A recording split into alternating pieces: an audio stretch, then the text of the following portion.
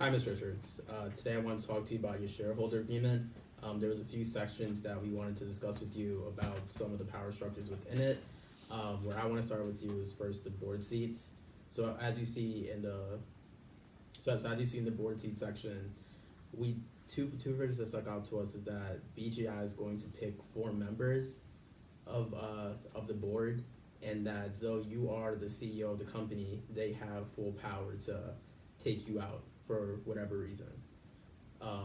Some of the revisions that we think would help is maybe if you put in a board member within those 4. So instead of BGI having 4 seats at the table, you get to pick a seat, and also make a provision that allows you to be the CEO of the company no matter what, or at least gives you the option to pick the CEO.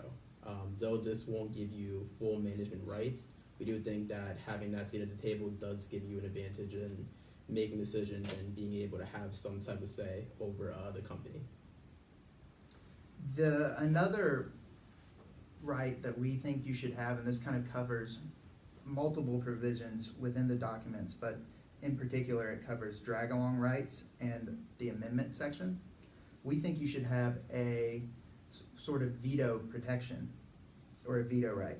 And we think we can do this by instituting a supermajority provision that makes certain sections like the drag-along rights or the amendment subject to a vote of a majority vote, but also with, in addition to that, a majority interest of the Richards voting interests.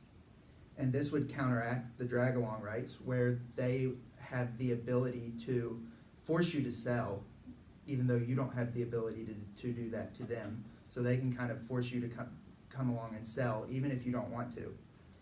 And it also protects you from them amending the it would also protect you from them amending the document, which would be a way that they could, if they were wanting to. We're not saying they're going to, but they could specifically amend the document to get rid of the protections that we kind of fought for in this negotiation. And they might be hesitant to do this because they might feel like you don't trust them, but we think that it's important to push for this provision. So another issue we need to talk about is the transferability of the Richards family shares. Under this agreement, the Richards family is not allowed to transfer their stock unless there's a qualified public offering or after 5 years.